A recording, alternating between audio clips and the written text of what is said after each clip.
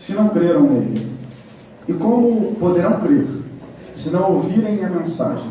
E como poderão ouvir, se a mensagem não for anunciada? Amém. Pode se assentar, mantenha a sua Bíblia aberta. Deus de maravilha.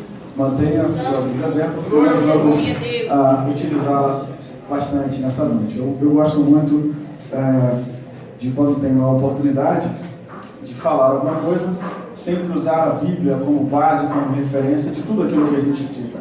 Então, a gente, nesse culto, nós vamos passear um pouquinho, vou pedir para os irmãos me acompanharem, né, e nós vamos, então, falar acerca daquilo que Deus tem colocado no nosso coração. Eu quero, inicialmente, me apresentar, né, apesar dos irmãos já muito gentilmente, cordialmente nos apresentarem, mas me chamo Presbítero Igor, congrego na Catedral das Assembleias de Deus, em Santa Cruz, eu e minha esposa. Nós somos líderes de missões do nosso campo. Somos uma catedral com aproximadamente 80 congregações e, pela misericórdia do Senhor, eu e minha esposa já estamos no 3º ano coordenando o campo no que diz respeito a missões. Nosso pastor, o pastor José Pedro Teixeira, é um pastor missionário, sempre está viajando. Aliás, nesse momento ele já está fora do Brasil e ele é apaixonado por missões e nos ensina dessa forma. Assim nós temos caminhado, temos feito alguns trabalhos com tribos indígenas, com pessoas com situação de rua, e temos buscado também ajudar e executar a obra missionária junto a pessoas com dependência química. E a gente tem desenvolvido um trabalho abençoado por Deus. O Senhor tem abençoado. Na verdade, a missão é dele e é Ele que faz tudo. Nós somos apenas operários. Somos operários de Cristo, não é verdade? E aí Ele nos leva para esses lugares assim. A gente chega lá numa tribo indígena e a gente, com 1 tonelada de alimentos, uma equipe que gosta de trabalhar, não importa a ocasião, a gente sobe uma parede, fica lá em Bracuí, não sei se os irmãos já ouviram falar, fica na região da Costa Verde, próximo a Angra dos Reis, aqui no Rio. Só que eles não falam português, eles não falam o nosso idioma, e a gente começa então a utilizar a linguagem universal, que é a linguagem do amor. Na verdade, a gente então começa a pregar o Evangelho para ele, é uma coisa impressionante. É impressionante. Eu não me esqueço de uma cena onde nós estávamos já fazendo o trabalho, eles já nos conheciam, né? Pelas vezes que nós estávamos indo, e as crianças, a gente começou a perceber que as crianças estavam crescendo. O tempo estava passando, cada vez que a gente voltava, as crianças estavam um pouquinho maior. E aí uma determinada irmã, uma coordenadora de missão local, me perguntou: coordenador, posso levar maçã para eles? Eu falei: se você puder levar maçã para 400 crianças, que é o número que tem, você conseguir levar para 400, você leva. Senão, eu acho que não vai ser muito bom. Ela disse assim: não, mas então eu vou levar um punhadinho para a gente lanchar, então, para a equipe lanchar. Foi tudo bem. Mas aí você, cuidado aí para não causar nenhum tipo de constrangimento. Ela deu uma maçã para um índio que não sabia o que era aquilo. E ele perguntou para ela: o que é? Ela disse: maçã. Ele saiu disparada, correndo, assim, caiu ajoelhado perto de mim e disse: maçã, maçã, maçã, apontando para o céu, dizendo maçã, maçã. Ele sabia o que era aquilo. Aquilo me impactou de uma forma tão grande que eu fiquei muito realmente chocado e vi o quão importante é nós levarmos a palavra, juntamente com a palavra também, a questão social, a obra completa. Na verdade, a gente chega lá, especialmente ontem nós tivemos um evangelismo curto com 5 pessoas na região ali central de Santa Cruz, onde estávamos buscando alcançar pessoas em situação de rua. E um frio grande, a gente se propõe então a aquecer esses irmãos, doando algum tipo de agasalho, e Deus vai direcionando e a gente vai fazendo a obra missionária. Bom, falar de missões é falar de Deus. Como não falar de missões sem falar de Deus? Deus é um Deus missionário. Tudo que Deus fala é missão. Comigo você pode falar de diversos assuntos. Comigo você pode falar sobre futebol, você pode falar sobre Olimpíadas, você pode falar sobre a situação do Rio de Janeiro. Mas com Deus você só pode falar missão. Porque Deus só faz missão. Deus só fala missão. Deus só faz missão. Deus é um Deus missionário. Ele se propôs isso. Ninguém o obrigou. Ele quis assim. Mas para falar da missão de Deus, obrigatoriamente nós vamos ter que voltar muito no tempo. Antes de Romanos 10, nós vamos ter que voltar lá em Gênesis para entender então o que é que está acontecendo. Aonde surgiu isso? Por que isso está acontecendo? Qual é o contexto disso? Versículo antes do 28, Deus, você conhece a história, Deus então cria o mundo, cria tudo que existe, cria o homem, e ele vai então, no Gênesis capítulo 1, versículo 28, ele abençoa o homem, e ele diz: tenho muitos filhos, espalhem-se por toda a terra e dominem, espalhem-se por toda a terra. Para você gravar, diz assim comigo: espalhem-se e dominem. Pronto. Espalhem-se por toda a terra e dominem, multipliquem-se, enchei a terra, povoai. Algumas versões dizem assim: povoai a terra, enchei a terra, espalhem-se. Bom, aí, presta muita atenção, nós vamos traçar uma linha de Gênesis 1 até Romanos 10.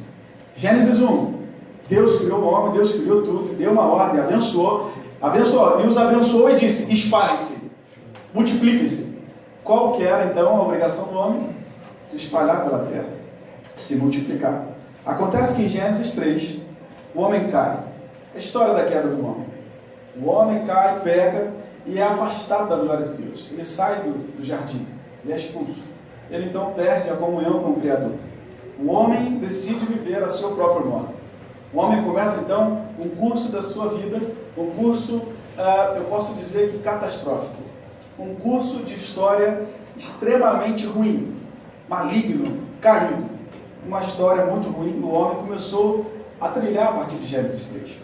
Acontece que em Gênesis 3, Deus, quando o homem cai, Deus decide de alguma forma resgatar o homem. Você conhece a história? O homem pecou, caiu, se escondeu. E quando se esconde, o que Deus faz? A Bíblia diz que o Senhor passeava no jardim na viração do dia. E ele se relacionava com Adão. Qual é a principal característica do Éden?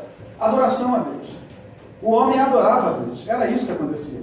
Deus se manifestava no Éden e Adão então adorava. E Deus falava com Adão e era uma comunhão e era uma adoração contínua no Éden. Mas o homem caiu. Acabou. Está separado. Longe de Deus. Quando o homem cai, Deus se propõe ali atrás do homem. E a Bíblia diz que Deus dá passos no jardim. Deus dá passos no jardim. E esses passos que ele dá, ele então, vamos lá no versículo 8. Naquele dia, Gênesis 3, 8. Naquele dia, quando soprava o vento suave da tarde, o homem e sua mulher ouviram a voz do Senhor Deus, que estava passeando pelo jardim. Passeando pelo jardim. Então se esconderam dele no meio das árvores. Mas o Senhor Deus chamou o homem e perguntou: onde é que você está? Aonde você está? Aonde estás, Adão? Adão, aonde estás? Deus está andando no jardim. E ele está perguntando: Adão, onde está? É lógico que Deus sabia onde Adão estava. É claro. Deus é soberano. Ele sabia onde Deus estava, onde Adão estava. Acontece que ele caminha no jardim em direção a Adão. Esse movimento que Deus faz de caminhar em direção ao homem é um movimento redentor. É um movimento em busca da restauração do elo quebrado que Adão acabou de quebrar. Adão acabou de cair, acabou de pecar, e Deus anda em direção a Adão e fala: onde você está? Como que ele diz? Eu quero restaurar essa união que você quebrou. Deus anda no jardim atrás de um homem. A história avança em Gênesis 6. Nós vamos ver a história do dilúvio. A maldade humana é tão grande. E o dilúvio veio então como consequência da desobediência. Lá em Gênesis 9, então, nós vamos ver a história do pós-dilúvio, vamos dizer assim. A aliança que Deus faz com Noé. Deus faz então uma aliança e ele dá uma nova ordem. No versículo 1 do capítulo 9 de Gênesis. Deus abençoou Noé e seus filhos, dizendo o seguinte: tenham muitos filhos. De novo a ordem: multipliquem-se. E que os seus descendentes se espalhem por toda a terra. A mesma ordem que ele deu para Adão. E Adão não cumpriu. A mesma ordem. Espalhem-se, multipliquem-se. Deus então mostra que ele está no mesmo propósito. Nós estamos em Gênesis 9, estamos falando do mesmo propósito de Gênesis 1. Repara que a Bíblia é uma história contínua. Quer conhecer a Deus? Leia a Bíblia. A Bíblia é a história de Deus. Deus não muda de opinião, não muda de ideia, assim. Ele é imutável. Gênesis 1 e Gênesis 9, Deus está com o mesmo propósito. Multipliquem-se e encham a terra, dominem a terra. A história vai passando. Em Gênesis 11 a gente vê a história da Torre de Babel.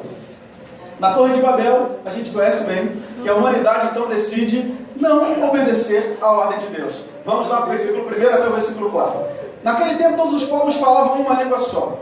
Todos usavam as mesmas palavras. Alguns partiram do Oriente e chegaram à planície em Siná, onde ficaram morando. Um dia disseram uns aos outros: Eia, vamos fazer uma torre de tijolos queimados. Assim, eles tinham tijolos para construir em vez de pedras, e usavam piche em vez de massa de pedreiro. Assim, aí eles disseram, versículo 4: Agora vamos construir uma cidade que tem uma torre que chegue até o céu. Assim ficaremos famosos e não seremos espalhados pelo mundo inteiro. Não seremos espalhados pelo mundo. Totalmente ao contrário da vontade de Deus. No capítulo 9. A humanidade decide teimar com Deus. Eu não vou obedecer, não quero, não vou. Vou fazer uma torre e não vou. Nós não iremos nos espalhar. Não adianta. Então, eles desejavam ser famosos e não ser espalhados. Veja que eles queriam então se ajuntar. Totalmente ao contrário da vontade de Deus. No versículo 7 e 8, Deus responde de uma maneira extraordinária, no mesmo versículo 11.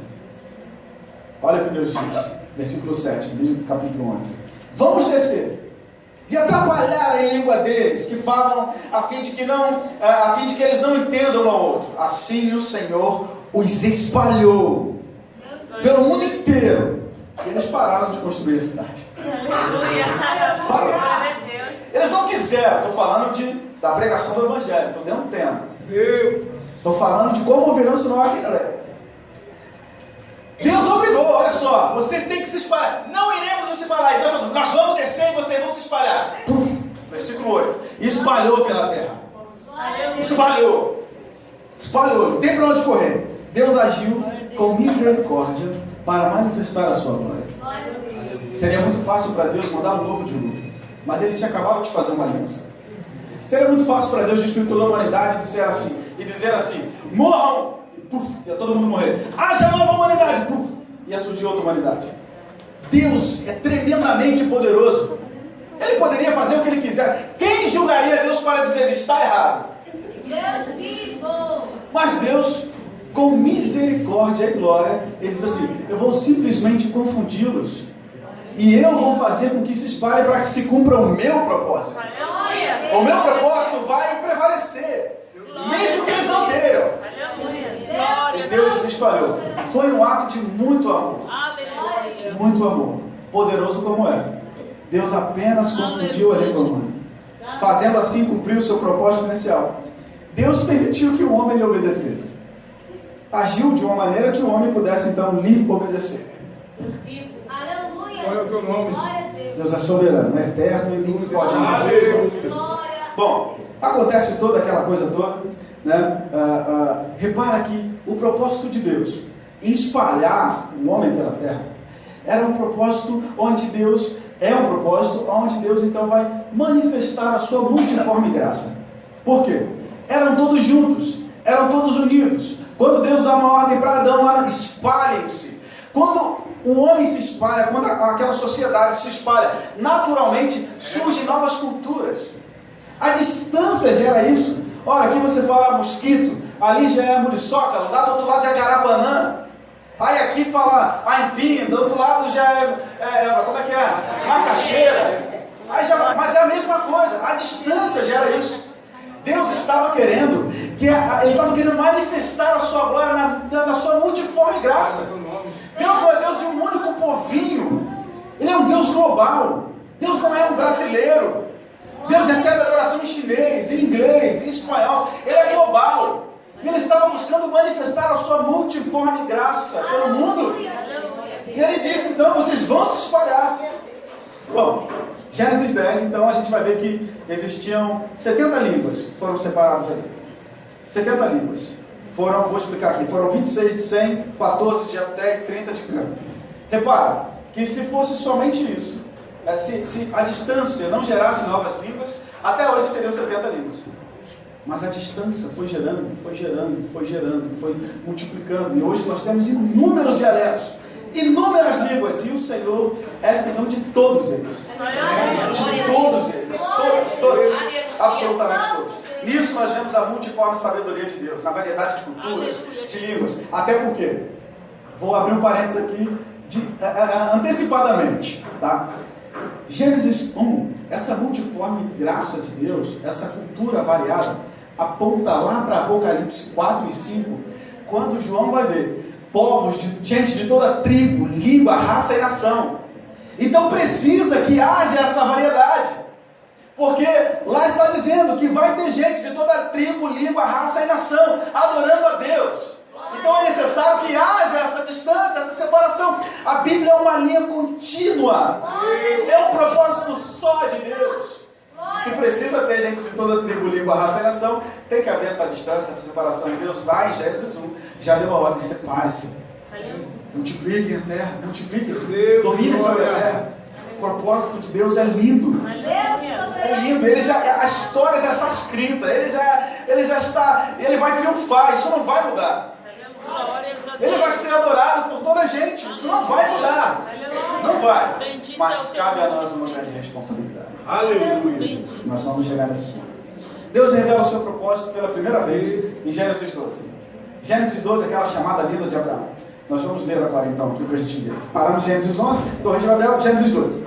Certo dia o Senhor Deus disse a Abraão: saia da tua terra, do meio dos teus parentes e da casa do teu pai, e vá para uma terra que eu lhe mostrarei. Os seus descendentes vão formar uma grande nação, e eu abençoarei o seu nome, e você será conhecido, e você será uma bênção para os outros. 3. E abençoarei os que te abençoarem, e amaldiçoarei os que te amaldiçoarem, e por meio de você eu abençoarei todos os povos do mundo. Quem disse que ia abençoar? Deus. Quem disse que ia fazer uma grande nação? Deus. Eu farei de você uma grande nação. Eu farei. Deus disse. Repara que ele diz: farei de ti uma grande nação e tu serás uma bênção. Em ti serão benditas todas as famílias da terra. Repara que ainda não havia nenhuma nação. Não havia nenhuma nação eleita. Nesse ponto Deus revela o seu propósito, ao dizer que ele vai criar uma nação que não existe. Ele ainda vai criar. Começa aqui, com Abraão. Ele diz: farei de ti, não existe, farei de ti uma grande nação, e em ti serão benditas todas as famílias. Repara que Deus chamou a responsabilidade para ele. Deus chamou a responsabilidade para si, ao dizer que quem faria isso seria ele. A missão é de Deus, a responsabilidade é de Deus. Deus é o dono da missão. O pastor Oswald Smith, num congresso em Toronto, no Canadá, ele disse o seguinte: o grande plano de Deus, se o grande plano de Deus é fazer o nome de Jesus conhecido, é fazer o nome de Jesus conhecido por todos os homens da terra, e eu e você não nos interessamos por isso, há uma grande probabilidade de nós nunca termos nascido de novo ainda. Forte, né? Eu achei extremamente interessante isso, porque na verdade Deus tem um propósito, e o propósito dele é fazer o nome de Jesus conhecido. E eu preciso estar inserido nesse propósito.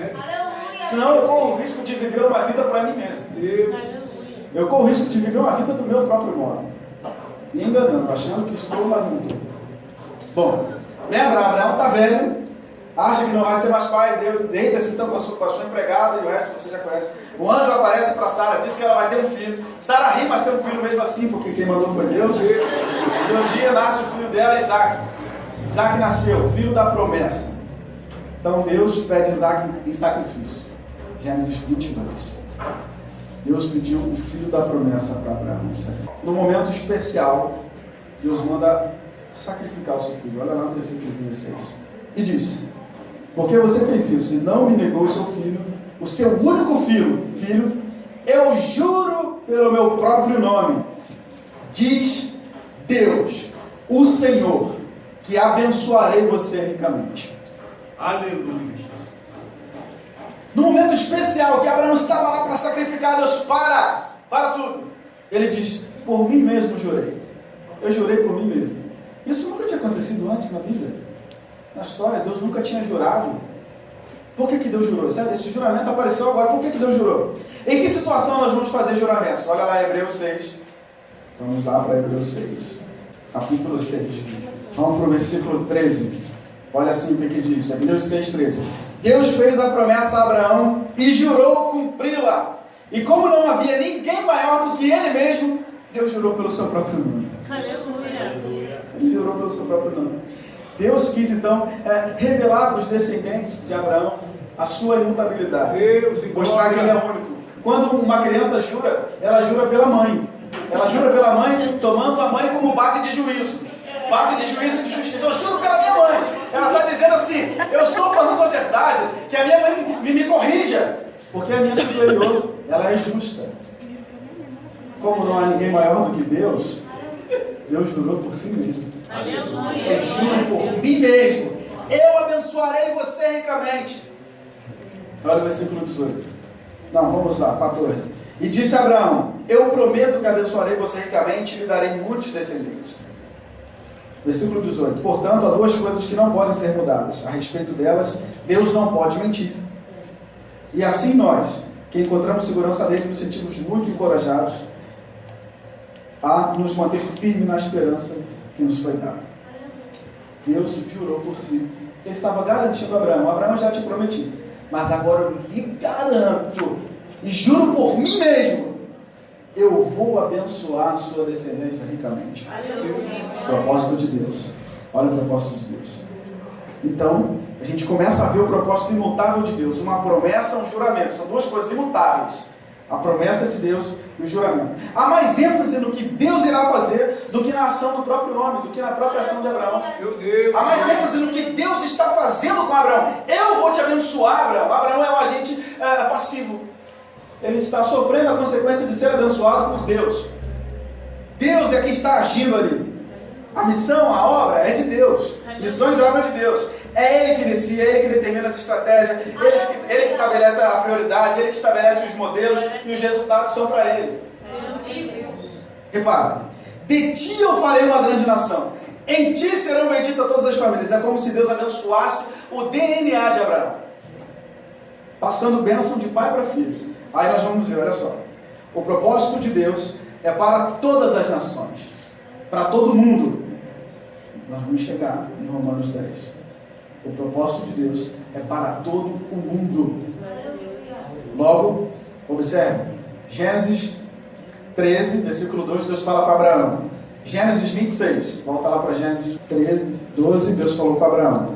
No Gênesis 26, versículo 3, diz assim: porquanto fique morando neste lugar, e eu estarei com você, e o abençoarei, darei aos seus descendentes todas essas terras, e assim cumprirei o juramento que fiz a Abraão, seu pai. Deus está falando com Isaac. Deus já falou com Abraão, disse que ia abençoar. Agora nasceu um povo, nasceu Isaac, e Deus está dizendo: Isaac, eu vou abençoar a sua geração. Agora olha para lá, Gênesis 28, no versículo 3. Que o Deus Todo-Poderoso o abençoe e lhe dê muitos descendentes, para que de você saiam muitas nações. Que Ele abençoe você e os seus descendentes. Versículo 4. Como abençoou Abraão, para que sejam donos desta terra onde você tem vivido como estrangeiro. Terra que Deus deu a Abraão. Deus está falando com Isaac, com Jacó. Deus falou com Abraão em Gênesis 12, falou com Isaac em Gênesis 26 e falou com Jacó em Gênesis 28. Olha o propósito imutável de Deus. Uma linha contínua. Deus está olhando o seu propósito, o fim. Ele está fazendo as coisas acontecer. Ele está dirigindo a história para um curso onde o seu nome será glorificado no final. Ele está regendo a história da humanidade. Deus, então, a partir daí, vai surgir um povo. Filho após filho, nação após nação. Começa com Abraão, passa com Isaac, e depois chega em Jacó. E surge um povo. Surge um povo que não tinha. Geração após geração, Deus foi abençoando. Nasceu um povo, uma nação diferenciada. Que nação é essa? Êxodo 19, versículo 5 e versículo 6. Agora, se me obedecerem e cumprir, a nação está formada, olha o que Deus está dizendo. 19, 5. Agora, se me obedecerem e cumprirem a minha aliança, vocês serão o meu povo. O mundo inteiro é meu, mas vocês serão o meu povo, escolhido por mim. Vocês são um povo separado somente para mim, e me servirão como sacerdotes. É isso o que você dirá aos israelitas. Essa é a palavra de Deus para o povo de Israel. Dizendo que o povo de Israel servia como um povo sacerdotal, um reino sacerdotal. Surge um povo, eu quero que você entenda isso. Surgiu uma nação que faria o papel de sacerdote para o mundo. Qual é o papel do sacerdote? fazer a intermediação entre o homem e Deus. O povo pecava, falava com o sacerdote sacrificava a Deus, pedindo a remissão do pecado do povo. Deus criou uma nação para redimir o mundo inteiro. Deus criou um povo para falar assim, ó, eu vou falar com vocês, e vocês vão trazer o mundo para mim. Vocês vão alcançar o mundo para mim. Vamos chegar em Romanos 10. Vocês vão pregar a palavra, vocês vão apresentar a minha palavra, vocês serão diferenciados. E aí a gente começa a entender por que Levítico então tem um monte de regras. Faça isso, não coma isso, se vista dessa forma, seja diferente, não quero que você se misture, não case com gente de fora. Não é porque Deus é um masterchef, quer diferenciar a sua comida, um estilista. Não, é porque Ele queria que o povo fosse diferente mesmo. Repara que naquela época todas as nações eram politeístas. Tinham vários deuses.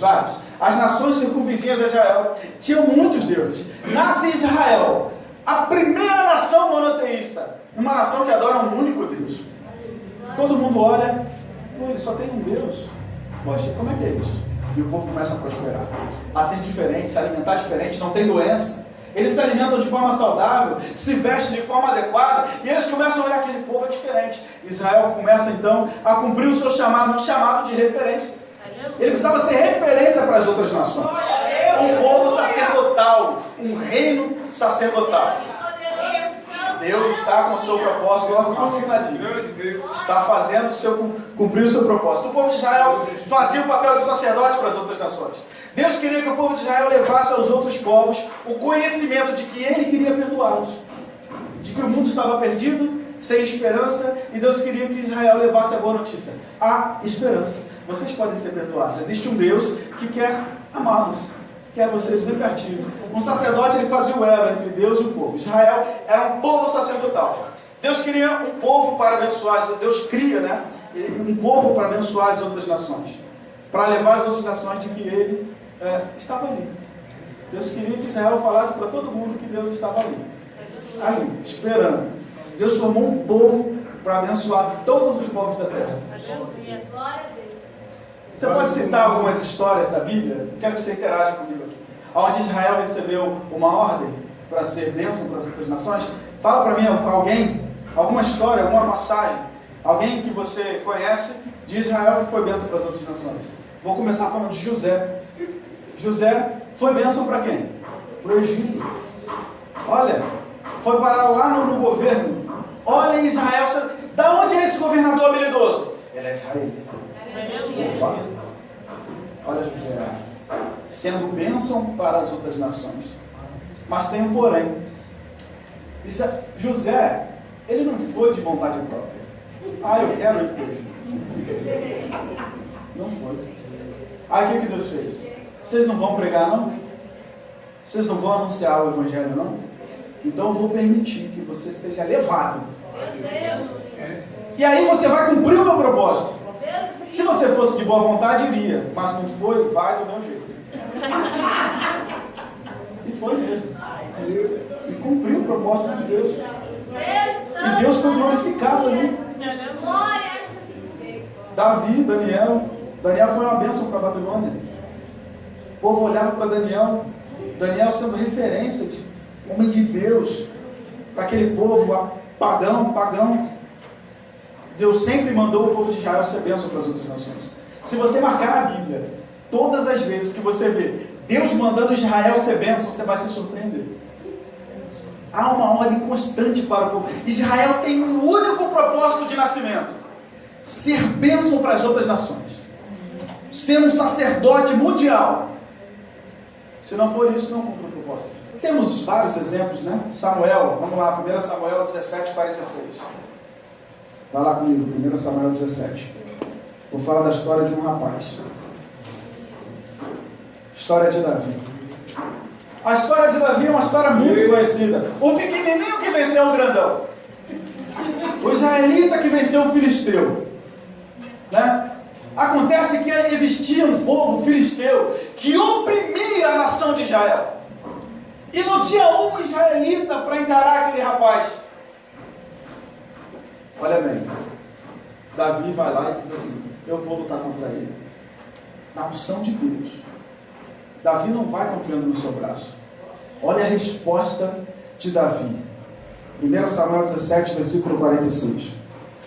Hoje mesmo o Senhor Deus entregará você nas minhas mãos, e eu o vencerei e cortarei a sua cabeça, e darei os corpos dos soldados filisteus para as aves dos animais comerem. Então o mundo inteiro saberá que o povo de Israel tem um Deus. Aleluia! O mundo inteiro saberá que há Deus em Israel.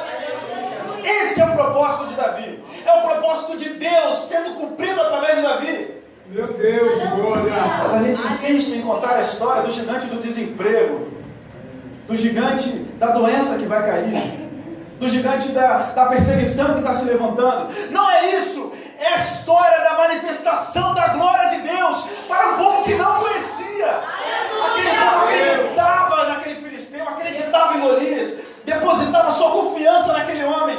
E vem o pequenino. Por que o pequenino? Porque se Deus usasse um grandão, poderiam achar que Golias perdeu para o grandão porque ele era mais forte. Deus faz questão de pegar um pequenino que nem armadura tinha, derruba Golias, e o propósito de Davi é revelado no versículo 46. E toda a terra saberá que há Deus em Israel. Esse é o propósito de Deus, revelar-se para o mundo inteiro, se mostrar para o mundo inteiro. É como se Deus tivesse: vocês precisam me conhecer, eu estou aqui, eu quero perdoar vocês, eu tenho uma coisa melhor para vocês. Como foi lindo aqui, o pecado aprisiona. Saiam dessa vida pecaminosa. Eu tenho uma nova vida. Mas alguém precisa falar isso. Como ouvirão se não há quem pregue? Meu Deus! Se não tem Golias ali para morrer, os filisteus talvez não conhecessem a palavra. Mas Golias morreu, Israel foi vitorioso, e todos tomaram conhecimento daquele fato. Até hoje se fala na história. Olha isso. Até hoje fala-se na história de Davi e Golias. E essa história só está na Bíblia para manifestar a glória de Deus. Não. Você não entendeu. Essa história só está na Bíblia para manifestar a glória de Deus. Não é o gigante da opressão. Não é o gigante da perseguição. É a manifestação da glória de Deus para o povo gentil, para os filisteus. Deus cumprindo o seu propósito através de Davi. Que coisa linda. Daniel, capítulo 6. Daniel saiu da cova vivo. Essa eu não vou abrir porque está tomando tempo. Daniel capítulo 6, a gente vai ver que Daniel saiu da cova vivo. E o rei, então, ele faz um decreto. Eu vou abrir sim. Eu vou abrir porque é sensacional isso. Abra lá comigo, Daniel. Depois de Ezequiel. Vai, Daniel capítulo 6. Isso é lindo demais. Olha lá no versículo 25. Então o rei Dário escreveu, depois que ele chamou Daniel da cova dos leões. Daniel saiu vivinho da silva. E olha só o que diz. Então o rei, versículo 25 do capítulo 6. Então o rei Dário escreveu uma carta para os povos de todas as nações, raças e línguas de todo o mundo. A carta dizia o seguinte: felicidade e paz a todos. Eu ordeno que todas as pessoas do meu reino respeitem e honrem o Deus que Daniel adora. Pois ele é o Deus vivo, que vive para sempre. O seu reino nunca será destruído e o seu poder nunca terá fim. Uau! Olha que bênção, Daniel sendo revelado. Agora você entende por que o povo foi levado cativo? Você consegue entender por que a Babilônia levou o povo cativo? Porque o povo de Israel voluntariamente não entrou na Babilônia para pregar o Evangelho. Deus, com duas sacadas, aliás, ele resolveu dois problemas com uma sacada só. Ele deu uma ordem para o povo ser bênção. Nós estamos vendo aqui o tempo todo. O povo de Israel deveria ser bênção para a Babilônia. A Babilônia era o povo mais poderoso até então. Era o povo mais poderoso, mais rico. Dominava praticamente o mundo inteiro, aliás, o mundo. O povo de Israel não foi voluntariamente pregar o Evangelho à Babilônia. Aí Deus tinha dois problemas. Deus tinha um povo que não o conhecia e tinha um povo desobediente à sua ordem. Com uma sacada só, Deus resolveu os dois problemas. Ele pega o povo que não conhecia, permite que esse povo saqueie o povo de Israel. O povo de Israel é levado cativo. E agora ele juntou os dois. Ele castigou Israel porque ele não pregou o Evangelho. E agora ele está com Israel dentro da Babilônia, sendo o coração pulsante da igreja dentro da Babilônia. E o povo mais incrédulo do mundo tem Israel lá dentro, tem igreja lá dentro. A manifestação da glória de Deus. Aleluia! Olha o propósito de Deus. Olha o propósito de Deus. Eu quero que o meu nome seja conhecido. Eu quero que o meu nome, como ouvirão se não há quem pregue. Deus está mantendo o seu propósito. E nada faz o propósito de Deus parar. Ele vai convergindo a história, ele vai juntando os pedaços, ele vai regendo tudo para a forma que ele quer.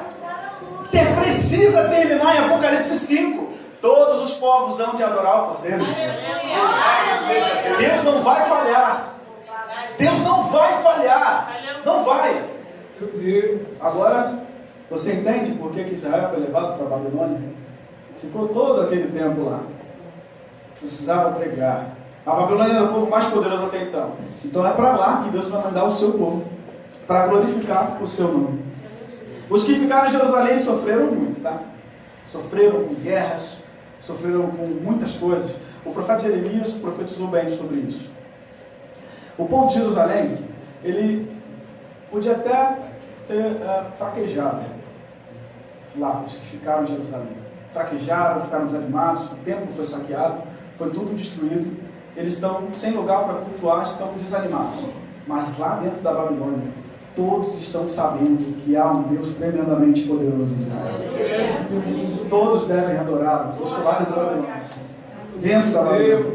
Israel foi escolhido, foi criado por Deus para ser um povo que levaria as boas novas ao mundo. E eu e você, onde nós estamos nessa história? Como ouvirão se não há quem?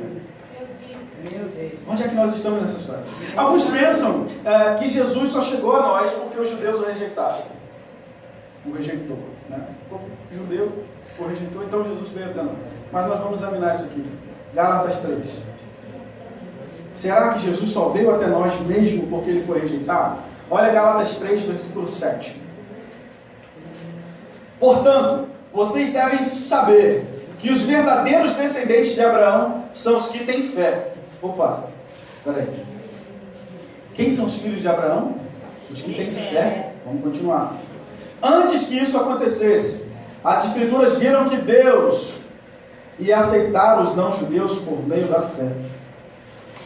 Algumas pessoas dizem, tendo previsto Deus. Mas vamos lá. Por isso, antes de chegar o tempo, elas anunciaram a boa notícia a Abraão, dizendo, por meio de você, Deus abençoará todos os povos. Olha o versículo 14. Cristo fez isso para que a bênção que Deus prometeu a Abraão seja dada por meio de Cristo Jesus aos não-judeus, eu e você, para que todos nós recebamos por meio da fé o Espírito que Deus prometeu. Aleluia. Tendo previsto Deus. Então não foi porque os judeus rejeitaram Jesus. Deus, na sua onisciência, já previa que nós seríamos alcançados. Que nós seríamos alcançados. E ele diz assim, a promessa é o seguinte: todas as nações serão abençoadas em ti, Abraão. Todas as nações, ele disse, todas as nações serão abençoadas em ti. Aí a gente entra num colapso e a gente começa a pensar, mas eu não sou descendente de Abraão. Aí Paulo vem respondendo, que lindo isso aqui. Quem são os filhos de Abraão? São os que creem, são os que têm fé. Os que têm fé são filhos de Abraão. Os que creem que são. Os não-judeus, os gentios, os judeus. Os que são da fé são filhos de Abraão. Abraão não é pai da fé? Você tem fé, então você é filho de Abraão. Deus. Pronto, está dentro da promessa. Está debaixo da promessa de Deus. Você está debaixo da promessa de Deus. Você tem o DNA de Abraão aí. A promessa que Deus fez a Abraão está cumprindo a sua vida. Temos hoje mais de 6.000 povos não alcançados. 6.000 povos não alcançados. Vamos ler Salmo 67. Ó Deus, tenha misericórdia de nós e abençoa-nos. Não, preciso da outra versão. Alguém pode... Aqui. Versículo 1 do Salmo 67. Deus, tenha misericórdia de nós e nos abençoe, e faça resplandecer o seu rosto sobre nós versículo 2. Para que se conheça na terra o teu caminho. Amém. Entendeu agora? Entendeu agora? Senhor, tenha misericórdia de nós, que o Senhor nos abençoe. Olha o versículo 2. Para que se conheça em toda a terra a tua salvação. Aleluia. Para que você seja conhecido, para que o Senhor seja glorificado. Aleluia. Olha essa versão aqui. Ó Deus, tem misericórdia de nós e abençoa-nos. Versículo 2. Assim, o mundo inteiro conhecerá a tua vontade e a tua salvação será conhecida por todos os povos. Olha o propósito de Deus. Ser conhecido por todos. Aleluia. Mas como virá o sinal aqui para mim? Olha o propósito de Deus. Ser conhecido por todos. Como ouvirão o sinal aqui para mim? E eu começo a pensar, será que eu estou dentro do propósito de Deus então? Se o propósito de Deus é ser conhecido por todo mundo, e eu não estou anunciando, talvez eu não esteja dentro do propósito de Deus. Como ouvirão o sinal aqui? Deus é um Deus missionário. Ele tem um propósito. E nós devemos priorizar o propósito de Deus. A nossa vida só ganha sentido quando nós alinhamos as nossas ações ao propósito de Deus. Se você não alinha a sua vida com o propósito de Deus, Senhor, o que eu devo fazer hoje? Senhor, o que o Senhor quer que eu faça? Pode falar. Eu estou ouvindo, Senhor. Aleluia. Eu tenho que fazer o quê? Eu preciso ir para cá, eu vou trabalhar. O Senhor quer que eu vá por esse caminho ou quer que eu vá por esse caminho? Aleluia. O que eu preciso fazer? O Senhor quer falar alguma coisa comigo mais cedo? Eu vou levantar mais cedo então. O que eu preciso fazer, Deus? Qual é a sua expectativa comigo? O que o Senhor espera de mim? Olha aí, Jesus. Senhor, estamos em meados de 2017, eu ainda não entendi o que o Senhor quer esse ano. Fala para mim, eu vou bem anotar aqui. Fala, Senhor, pode falar, eu estou ouvindo aqui. Deus vivo. É para fazer o quê? Fala, por favor. Deus. Qual é a sua expectativa? Como eu posso contribuir? Seja empreendedor no reino de Deus. Invista tempo, dinheiro, saúde. Invista a sua vida. Glória a Deus. Deus vivo. Acontece que, estou caminhando para o fim e a gente vai terminar. Tá? Acontece que há uma grande dificuldade hoje na sociedade. Porque a humanidade, de uma forma geral, nós somos uma humanidade imediatista, consumista. Tudo para hoje e agora. Antigamente, falava-se em história. O homem, na pré-história, pensava no conceito história como aquilo que passou. Aquilo que passou passa a ser história, e ele começa a relatar na pré-história. Isso, quando a gente começa a entrar na era moderna, o homem começa a entender história como aquilo que vai acontecer. E começa então as fábulas, os contos, o homem começa a escrever o que está por vir baseado nas suas imaginações. No contexto atual, na pós-modernidade, o conceito história é entendido como o presente. Aquilo que está acontecendo hoje é a história. É o conceito de hoje, de agora. Por isso tantas mensagens, viva intensamente, viva hoje, viva agora. Imediatamente a internet precisa ser mais rápida, o carro precisa ser o mais rápido, você precisa ser o mais rápido, quanto mais rápido melhor, mais rápido, mais rápido, mais rápido, e a gente começa a consumir, e consumimos tanta coisa que consumimos a fé. Consumimos a fé quando nós lemos a Bíblia com um óculos chamado antropocentrismo, o óculos do eu no centro. E a gente começa a ler a Bíblia com essa visão imediatista, consumista, antropocêntrica, do aqui e do agora. E quando a gente lê a Bíblia com esses óculos, a gente entra no que a gente, permita-me chamar, inventar um verbo que a gente começa a garçonizar o Senhor. A gente começa a tratar Deus como um garçom. Senhor, eu quero que o Senhor me dê aquilo. Quero que o Senhor faça isso, faça aquilo. Se o Senhor não fizer isso aqui, eu não vou, eu não quero, tem que ser assim. Deus, eu não aceito. E a gente começa a garçonizar Deus. Essa teologia de garçonizar o Senhor, de tratar o Senhor como um garçom, não produz mártires no Irã. não produz mártires na Coreia do Norte. Não produz mártires na igreja perseguida. O que produz essa teologia são crentes mimados. Crentes, pessoas que perguntam assim: o que eu vim receber aqui hoje? Cadê a minha vitória? O que o Senhor tem para mim hoje?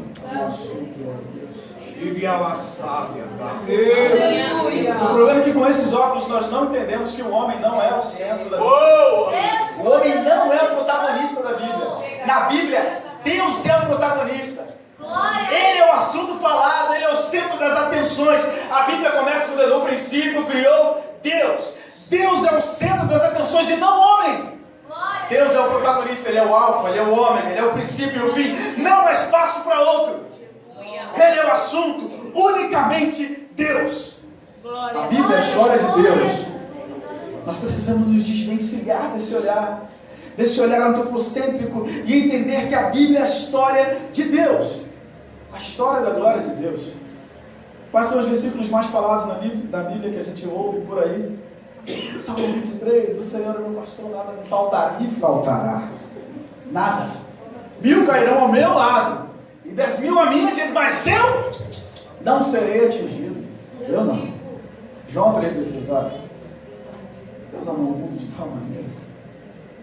Todos eles falam de bênção. Dizem que a bênção está a caminho. Por isso que a gente gosta tanto deles. Mas quando Jesus resumiu o Evangelho, ele disse o seguinte: amarás a teu Deus sobre todas as coisas. Jesus colocou Deus no centro. Aleluia! Deus no centro. Nos evangelismos, nós colocamos Deus como um Deus talvez depressivo, um Deus que precisa de uma adoração. E a gente começa a dizer assim: adora Deus aí, ou você pode aceitar Jesus? Por favor, aceita Jesus. E a gente coloca Jesus no preço de um tomate. Aceita Jesus aí. Rapaz, você precisa aceitar Jesus. E a gente fica ali naquela coisa, quando na verdade é ao contrário. Nós que desesperadamente precisamos de Deus, e não Ele de nós. É o contrário, nós que temos que nos prostrar e correr aos pés dele. Ele é Senhor. Deus não está ameaçado, Deus não está em depressão, Deus está no trono, Ele é adorado, Ele é glorificado. Nós carecemos da misericórdia dele. Ele é eterno. Ele é eterno. Aleluia. Eu ouvi um louvor que eu achei muito curioso. Um louvor que dentro dele dizia como se Deus estivesse falando assim: meu filho, eu estou no seu quarto, eu entrei aqui no seu quarto, mas tem tanto tempo que eu não te vejo, você não veio, não fala comigo, eu não ouço mais a sua voz, estou com saudade de você, meu filho. E retrata um Deus quase que em depressão: cadê você, meu filhinho? Deus está no trono, Ele é onipotente. Existem anjos, arcanjos, querubins, tem um coral celestial que o adora. Ele é soberano, é eterno, e mesmo assim tem um amor tão grande por mim e por você. Mas Ele não está ameaçado. Deus não está ameaçado. O problema é que nós corremos um grande risco de, ao longo dessa história, Deus cumpriu o seu propósito e nós nos encontrarmos distante disso. Como verão se não há quem pregue? Se não pregarmos o Evangelho, Paulo vai dizer o seguinte ainda: porque se prego o Evangelho, não tenho que me gloriar, porque me é imposta essa obrigação, e ai de mim se não anunciar o Evangelho. Quando a gente prega o Evangelho, quando a gente anuncia o Evangelho propriamente pregado, ou talvez testemunhado, ou apenas vivido, quando a gente faz isso, nós estamos anunciando Cristo. Mas nós não estamos fazendo alguma coisa que possa nos gloriar. Muito pelo contrário. Pregar o Evangelho, segundo Paulo, é uma obrigação. Ele ainda vai dizer o seguinte, nesse contexto de Romanos, capítulo 10, há uma questão grande, onde os judeus começam a pensar o seguinte: quem há de ser salvo? Como é que serão alcançados? Como é que é isso? Romanos, no capítulo 1, ele fala para não-judeus. No capítulo 2, para os judeus. No 3, ele diz que todos são culpados. Paulo vem escrevendo. No 4, ele dá o exemplo de Abraão acerca da circuncisão. Que Abraão não era circuncidado, mesmo assim foi aceito por Deus. No capítulo 5 ele fala exatamente isso, sobre ser aceito por Deus. No 6 ele fala que nós estamos livres do poder do pecado. No 7 ele fala que nós estamos livres do poder do pecado pelo Espírito Santo, que nós estamos livres da lei também. No 8, no 7, isso, nós somos livres da lei. No 8 ele diz que nós temos a vitória por meio de Cristo Jesus. Nos 9 ele fala acerca do plano de Deus para Israel. Tudo isso que eu estou falando aqui. Do plano de Deus para o povo de Israel. E no 10 ele diz que a salvação é para todos. Aleluia. Não somente para os judeus. Todos podem ser salvos, desde que creiam. Desde que creiam. Exatamente como nós vemos. Aqueles que têm fé. Os que têm fé são filhos de Abraão. E Abraão está sob a promessa de Deus. Por isso a promessa nos alcançou. Para entender que nós precisamos ter fé. Precisa ser gerado fé. Para que então alguém creia. Para que alguém creia, é preciso que tenha fé. E como terão fé? Se a fé vem pelo ouvir. Então, o que é preciso para que alguém tenha a fé gerada dentro de si? Ouvir a palavra de Deus. Como ouvirão se não há quem pregue? Explicando para os judeus, nesse contexto aqui. Jesus falando para os judeus, ele estava falando acerca do plano de Deus, de quem Deus era. Os judeus achavam que Deus era um Deus muito distante, porque era um Deus extremamente santo e não se relacionava com os homens. Jesus então faz uma parábola. Ele conta a parábola do filho pródigo. Permita-me mudar o nome dessa parábola, porque o filho pródigo é um nome que o autor não, a tradução bíblica, aqueles que digitaram, acharam por bem nomear, mas não tem esse nome originalmente, né? É uma sugestão, é um tema sugestivo. Então permita-me alterar, ao invés de chamar filho pródigo, eu vou chamar de parábola do pai amoroso. Aqueles judeus achavam que Deus era um Deus muito longe deles, não tinha relacionamento nenhum. Jesus começa a contar a parábola de um garoto que se rebelou, foi para bem longe, pegou o dinheiro, gastou tudo, viveu absolutamente a ponto de passar necessidade e apacentar porcos. Estava cuidando dos porcos. Por que Jesus falou dos porcos? Porque ele está falando para um público judeu. O público judeu, eles não podiam comer porcos. Imagina cuidar, ficar no meio dos porcos. Era altamente impactante, a mensagem de Jesus era altamente impactante. E Jesus começa então a falar acerca desse garoto e fala acerca de um pai que aceitou o filho de volta, que estava o tempo todo na porta de casa, e veio seu filho sujinho, todo sujo, desobediente, e o pai está lá e o recebe. Para os judeus, aquilo era impressionante. Jesus compara Deus com aquele pai, e é como se dissesse: Deus está aqui tanto para os filhos que estão em casa, aqueles desobedientes, os rebeldes, quanto para os sujinhos que estão de longe, aqueles que estão lá no meio das coisas impuras, segundo vocês. E aqueles judeus começam a ficar impressionados. Por quê? 3 pontos. Primeiro, como que eles esperavam a vinda do Messias? Como o Messias era esperado? Segundo Isaías 9, do versículo 1 ao versículo 6. O Messias era esperado, também no capítulo 11, versículo 1 a 11. O Messias era esperado como um guerreiro. Porque Jerusalém estava vivendo sob o regime de Roma. Estava sitiada, estava dominada. E eles esperavam que viesse o Messias prometido com espada na mão para levar o povo num cavalo, ia plantar um reino, ia ser estabelecido e ia livrar todo mundo. Ele veio como um guerreiro? Não. Como que ele veio então? Como um pai amoroso.